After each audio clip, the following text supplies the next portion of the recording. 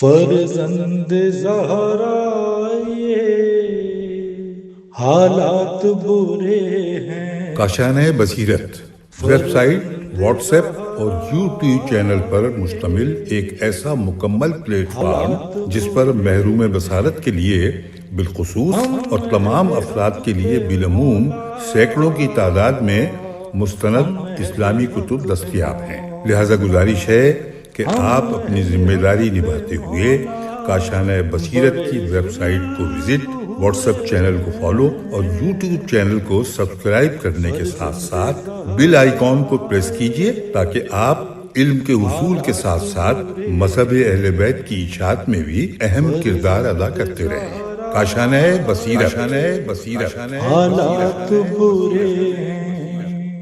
بسم اللہ الرحمن الرحیم۔ السلام علیکم سامعین، امید ہے آپ سب خیریت سے ہوں گے اور آپ نے اپنی دعاؤں میں مجھے یاد رکھا ہوگا۔ اس کتاب کو پڑھتے ہوئے، یعنی جس کتاب کا نام ہے مقتل شیخ صدوق رحم اللہ، معصومین علیہ السلام کی نگاہ میں واقع کربلا پر ایک مکمل کتاب، اس کتاب کو پڑھتے ہوئے ہم پہنچ گئے ہیں ریڈنگ کے پارٹ 16 پر، اور یہ کتاب ہم پڑھ رہے ہیں کاشانۂ بصیرت کے پلیٹ فارم سے۔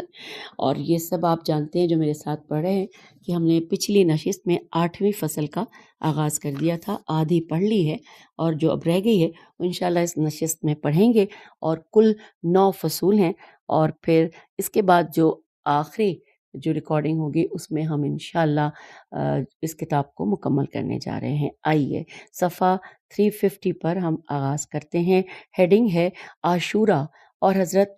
مہدی علیہ السلام کا قیام۔ تفصیلات اس کی پڑھنے کے لیے سب سے پہلے ہم حوالہ کتاب معانی الاخبار کے صفحہ 346 کا یہاں پہ ہم نے دیکھا، اور جس میں لکھا ہے حضرت امام صادق علیہ السلام سے منقول ہے کہ انہوں نے فرمایا، ہم اور خاندان ابو سفیان 2 ایسے خاندان ہیں کہ جو خدا کے متعلق ایک دوسرے کے دشمن بنے ہیں۔ ہم نے کہا کہ خدا سچ فرماتا ہے، اور ان لوگوں نے کہا کہ خدا جھوٹ بولتا ہے۔ ابو سفیان نے رسول خدا صلی اللہ علیہ وآلہ وسلم کے خلاف جنگ کی، معاویہ نے علی علیہ السلام کے ساتھ جنگ کی، یزید نے امام حسین علیہ السلام کے ساتھ جنگ لڑی، اور سفیانی حضرت قائم علیہ السلام کے ساتھ جنگ کرے گا۔ اور اب آئیے اگلی جو تفصیل ہم پڑھیں گے اس کا حوالہ ہے عیون اخبار الرضا جلد نمبر 1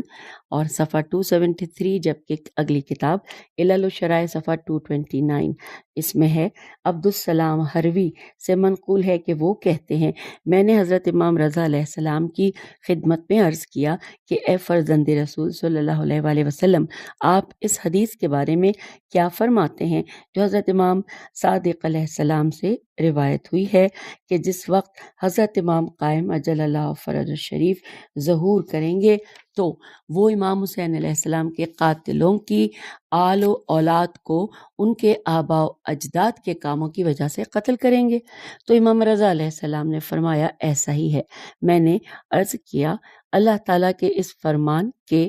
کوئی نفس دوسرے کا بوجھ نہیں اٹھائے گا، اس کے کیا معنی ہیں؟ تو امام رضا علیہ السلام نے فرمایا، اللہ تعالیٰ کے تمام اقوال درست ہیں، لیکن امام حسین علیہ السلام کے قاتلوں کی آل اولاد اپنے آباء و اجداد کے کاموں پر خوش ہیں اور ان پر فخر کرتے ہیں، اور جو کوئی جس کام سے خوش ہو وہ اس کے مانند ہے کہ جس نے وہ کام خود انجام دیا ہو۔ اور اگر کوئی شخص مشرق میں قتل ہوا اور کوئی شخص مغرب میں اس کے قتل ہونے پر راضی ہو تو اللہ تعالیٰ کے نزدیک وہ قتل میں قاتل کے ساتھ شریک ہے۔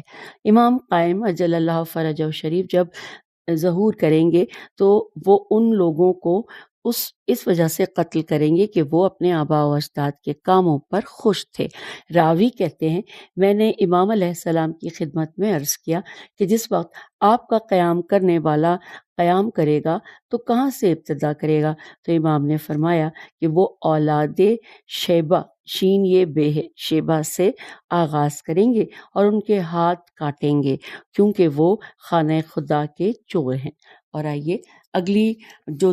تحریر ہے وہ ہم پڑھیں گے کتاب علل الشرائع صفحہ 14 اور دلائل الامام صفحہ 239، نقل از شیخ صدوق۔ اور اس کی تفصیلات ہم پڑھنے کا آغاز کرتے ہیں کہ حضرت ابو حمزہ سمالی کہتے ہیں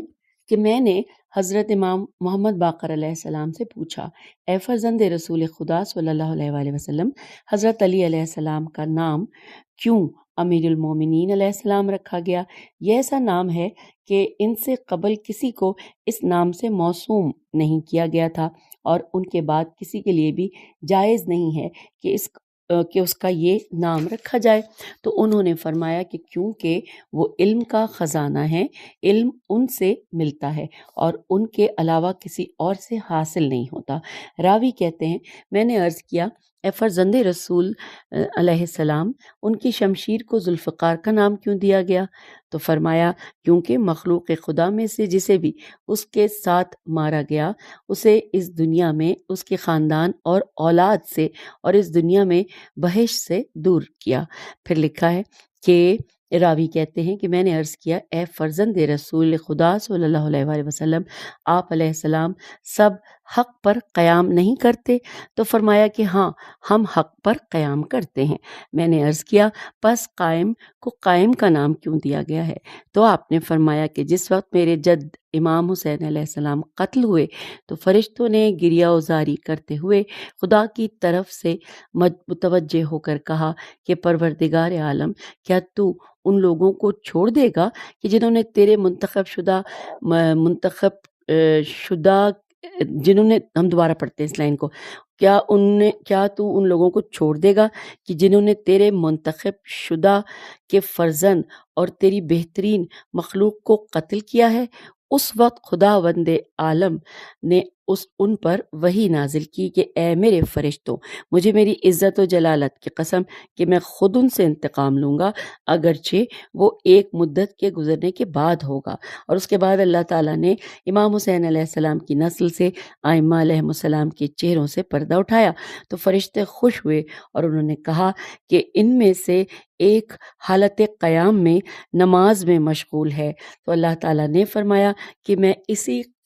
قیام کے کرنے والے کے ذریعے سے انتقام لوں گا۔ سبحان اللہ۔ آئیے اگلی تحریر پڑھتے ہیں کہ جس کا حوالہ آپ نوٹ کیجئے، تھوڑی طویل ہے، کتاب علل الشرائع، صفحہ 241 سے لے کر 243 تک لکھا ہے۔ محمد بن اسحاق تالقانی کہتے ہیں کہ ہم ایک جماعت کے ہمراہ کہ جس میں علی بن عیسیٰ قصری، قاف سواد رے چھوٹی ہے، وہ بھی تھے، تو ابو القاسم حسین بن روح قدس اللہ کی خدمت میں تھے کہ ایک شخص نے کھڑے ہو کر ان سے کہا کہ میں آپ سے کچھ پوچھنا چاہتا ہوں۔ انہوں نے کہا، جو کچھ تمہیں پیش آیا ہے اس کے بارے میں پوچھو۔ اس شخص نے کہا کہ آپ مجھے حضرت امام حسین علیہ السلام کے بارے میں بتائیں کہ کیا وہ ولی خدا تھے؟ تو انہوں نے کہا کہ ہاں۔ اس نے پوچھا کہ ان کے قاتل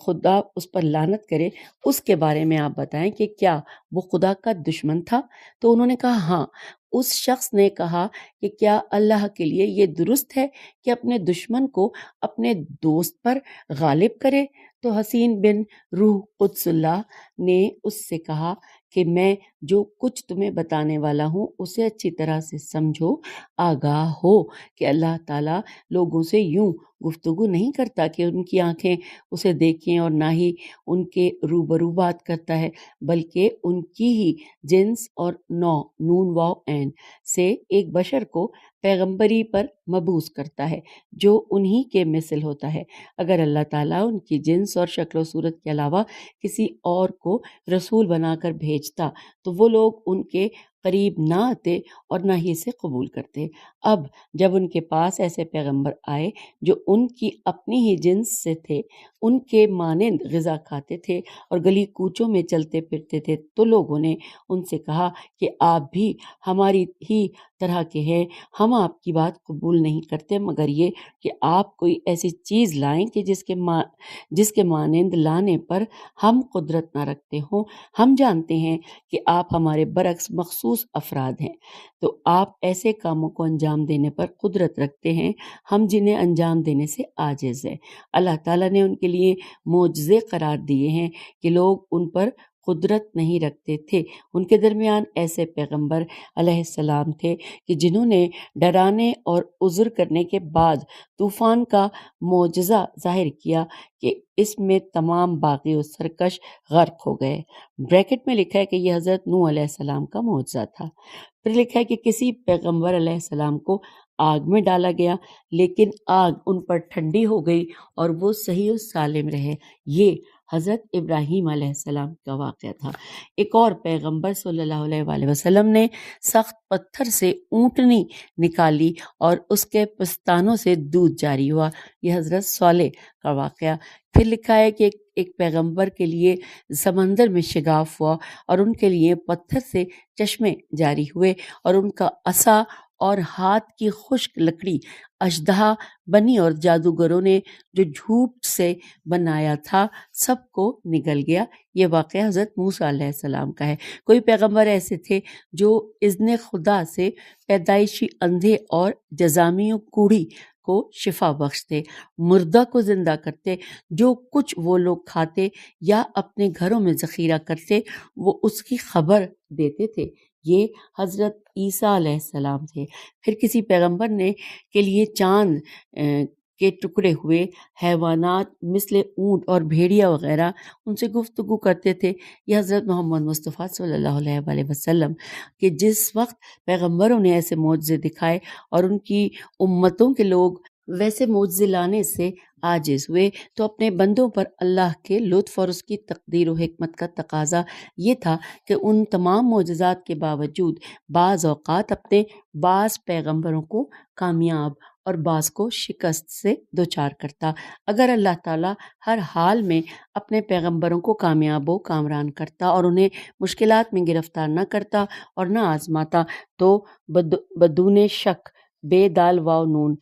شک لوگ انہیں خدا کی جگہ پر اپنے خدا بنا لیتے اور بلا آزمائش اور امتحان پر ان کے صبر کی فضیلت معلوم نہ ہو سکتی۔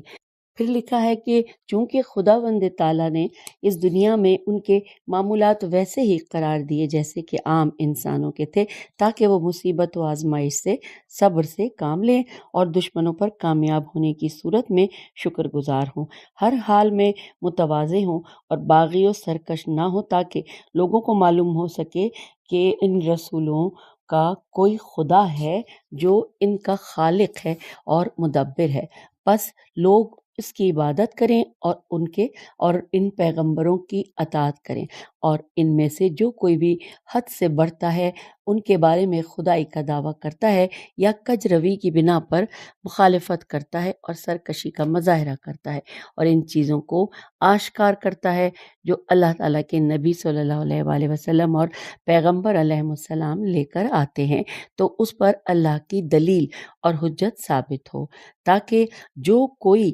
ہلاک ہو وہ دلیل کے ساتھ اور جو زندہ رہے وہ بھی دلیل کے ساتھ زندہ رہے۔ پھر لکھا ہے محمد بن ابراہیم طالقانی کہتے ہیں کہ میں اگلے روز دوبارہ حسین بن روح یعنی قدس سرا ان کے پاس گیا، جبکہ میں نے اپنے آپ سے کہا کہ کیا تم یہ سوچتے ہو کہ جو کچھ انہوں نے کل کیا تھا وہ ان کی اپنی طرف سے تھا یا جو کچھ انہوں نے کہا تھا وہ امام قائم اجل اللہ فرجہ شریف کی جانب سے تھا، لیکن انہوں نے مجھ سے پہلے گفتگو کا آغاز کیا اور کہا کہ اے محمد بن ابراہیم، اگر میں آسمان سے گروں اور پرندے مجھے اچک لیں یا باد تند کی وجہ سے میں اور کسی وادی میں گر جاؤں، یہ میرے لیے اس سے کہیں بہتر ہے کہ میں دین خدا کے متعلق اپنی رائے اور اپنی طرف سے کوئی بات کہوں۔ جو کچھ میں نے بیان کیا تھا وہ ایک سرچشمے سے لیا تھا اور وہ میں نے امام زمان یعنی ان پر خدا کی درود و سلام ہو ان سے سنا تھا۔ اور اب آئیے یہاں پر اگلی جو تحریر ہے چھوٹی سی ہے، کتاب کمال الدین و تمام النعمت کے صفحہ 654 پر، کہ حضرت ابو بصیر رضی اللہ سے نقل ہے کہ حضرت امام محمد باقر علیہ السلام نے فرمایا کہ امام قائم علیہ السلام ہفتے کے دن روز عاشورہ کے جس دن امام حسین علیہ السلام شہید ہوئے تبھی وہ ظہور فرمائیں گے۔ آئیے آگے چلتے ہیں، اگلی تفصیلات پڑھیں گے ہم کتاب کمال الدین و تمام النعمت سے صفحہ 671 اور 672 میں لکھا ہے ابان بن تغلب سے نقل ہے کہ حضرت امام صادق علیہ السلام نے فرمایا کہ گویا کہ میں امام قائم اجل اللہ فرجہ شریف کو نجف کی پشت سے دیکھ رہا ہوں کہ جس وقت وہ نجف پر قبضہ کریں گے تو ایک ایسے گھوڑے پر سوار ہوں گے کہ جس کا رنگ سفید اور گہرا خاکی ہوگا کہ اس کی دونوں آنکھوں کے درمیان سفیدی ہے، اور پھر ان کا گھوڑا ان کے ہمراہ یوں حرکت میں آئے گا کہ ہر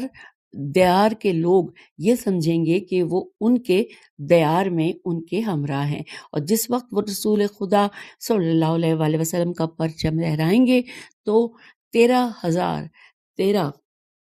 فرشتے کہ جو تمام کے تمام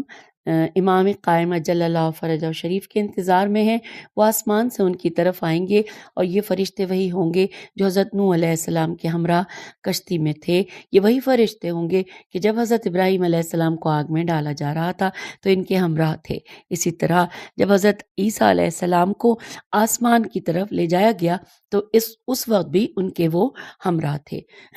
پھر لکھا ہے 4,000 فرشتے علامت اور منظم گھوڑوں کے ساتھ، اور 313 وہ فرشتے جو جنگ بدر میں رسول خدا صلی اللہ علیہ وآلہ وسلم کے ہمراہ تھے، ان کی مدد کے لیے آسمان سے اتریں گے۔ اسی طرح 4,000 وہ فرشتے اتریں گے جو امام حسین علیہ السلام کے ساتھ مل کر جنگ کرنا چاہتے تھے، لیکن انہیں اجازت نہ دی گئی تو آسمان کی طرف پرواز کر گئے تاکہ خدا سے اجازت حاصل کرے۔ جب وہ واپس آئے تو امام حسین علیہ السلام شہید ہو چکے تھے، اور اب وہ پریشان حال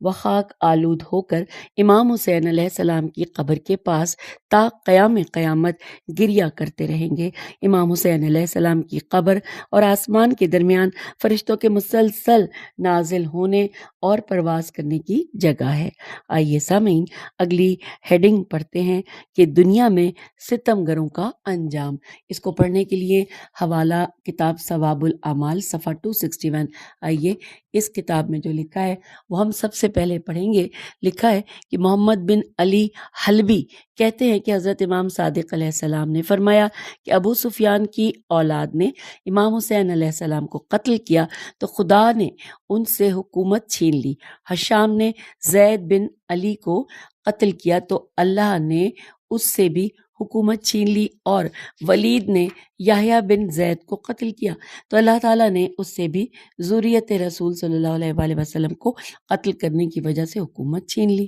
پھر لکھا ہے آمش الف عین میم شین، آمش عمار بن عمیر تمیمی سے نقل کرتے ہیں کہ جس وقت عبید اللہ بن زیاد یعنی اس پر خدا کی لعنت ہو اور اس کے دوستوں ان پر بھی خدا کا غضب ہو اور لعنت ہو، ان کے وہ سر لائے تو میں آگے بڑھا اور سروں تک پہنچا تو میں نے دیکھا کہ لوگ کہہ رہے تھے کہ آیا میں نے دیکھا تو ایک سانپ ان سروں کے اندر گھسا، وہ آگے بڑھا، عبید اللہ بن زیاد لعنت اللہ علیہ کی ناک کے ایک سوراخ میں داخل ہوا اور پھر باہر نکلا، دوسرے سوراخ میں گھس گیا۔ یہاں پر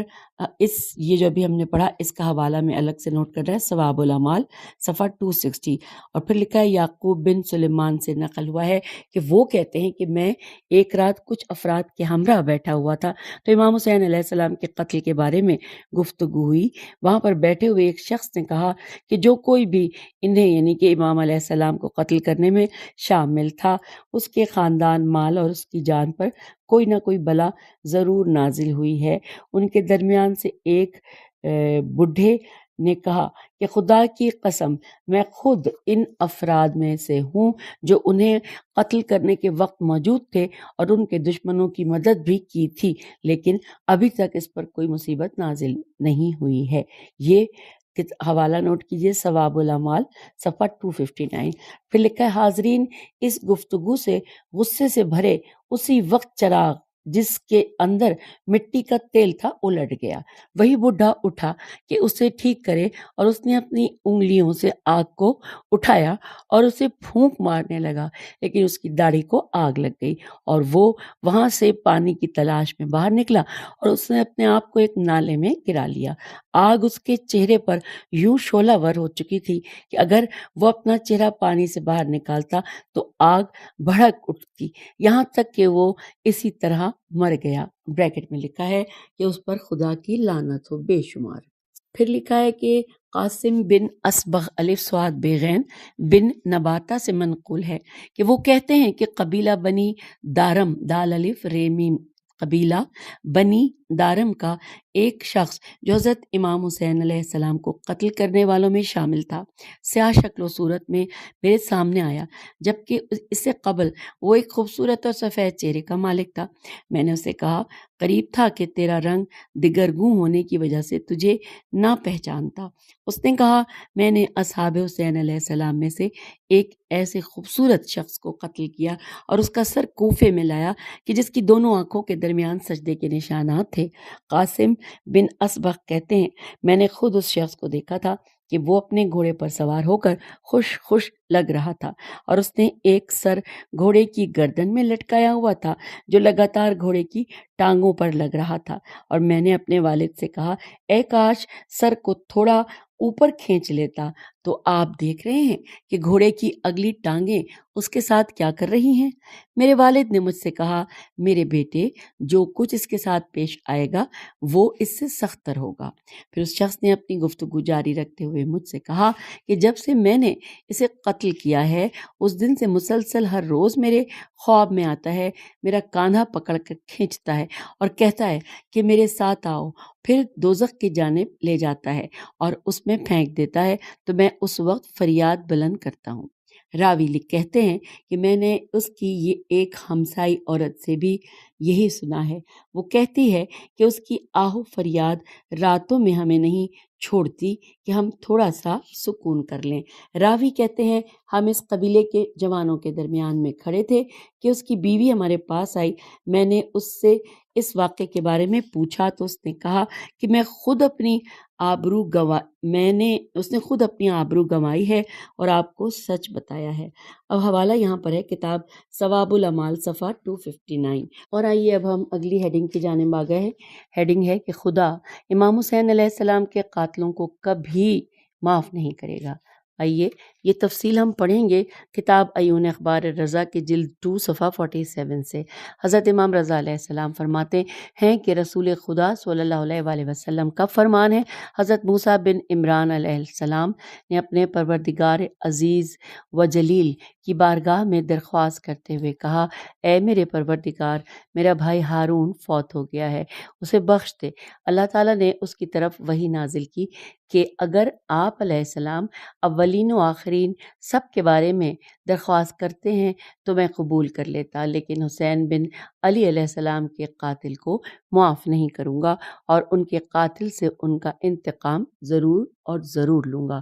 آئیے سامعین اس سے آگے چلتے ہیں۔ ہیڈنگ ہے آخرت میں ستمگاروں کے لیے شدید عذاب۔ کتاب ثواب الاعمال صفحہ 259 پہ پڑھتے ہیں، لکھا ہے ایس عین یہ سواد ایس بن قاسم سے منقول ہے۔ وہ کہتے ہیں حضرت امام صادق علیہ السلام کے سامنے حضرت امام حسین علیہ السلام کے قاتل کا ذکر ہوا تو حضرت امام صادق علیہ السلام کے ایک صحابی نے کہا کہ مجھے بہت پسند ہے کہ اللہ تعالیٰ اس دن ہی میں اس سے انتقام لے، اور حضرت امام صادق علیہ السلام نے فرمایا کہ گویا کہ تم اس کے لیے عذاب خدا کو معمولی سمجھ رہے ہو، اللہ تعالیٰ کے نزدیک اس کی جو سزا ہے وہ اس کے لیے سخت ترین عذاب اور انتہائی ذلت ہے۔ اور اب آئیے آگے جو تحریر ہے وہ کتاب ثواب الاعمال کے صفحہ 257، یہ اس سے پہلے بھی صفحہ یہی تھا لیکن اس مزید اسی صفحے میں آگے پڑھتے ہیں۔ لکھا ہے جابر جوفی سے نقل ہوا، جیم عین فے چھوٹی ہے، نقل ہوا کہ حضرت امام محمد باقر علیہ السلام نے رسول خدا صلی اللہ علیہ وآلہ وسلم سے روایت کی ہے کہ دوزخ میں ایک ایسی جگہ ہے کہ لوگوں میں سے امام حسین علیہ السلام، حضرت یحییٰ بن زکریا کے قاتلوں کے علاوہ کوئی بھی اس کا حقدار نہیں ہوگا۔ اور اب آئیے کتاب النبوت پڑھتے ہیں جس کے صفحہ 236 پر لکھا ہے کہ سعید بن جبیر دوبارہ پڑھتے ہیں۔ سعید بن جبیر ابن عباس رضی اللہ سے روایت کرتے ہوئے کہتے ہیں کہ اللہ تعالیٰ نے اپنے پیغمبر محمد صلی اللہ علیہ وآلہ وسلم پر وحی بھیجی۔ میں نے یحییٰ بن زکریا کے خون کے انتقام میں 70 افراد کو مارا ہے، اور ان قریب حسین بن علی علیہ السلام کے انتقام میں 1,40,000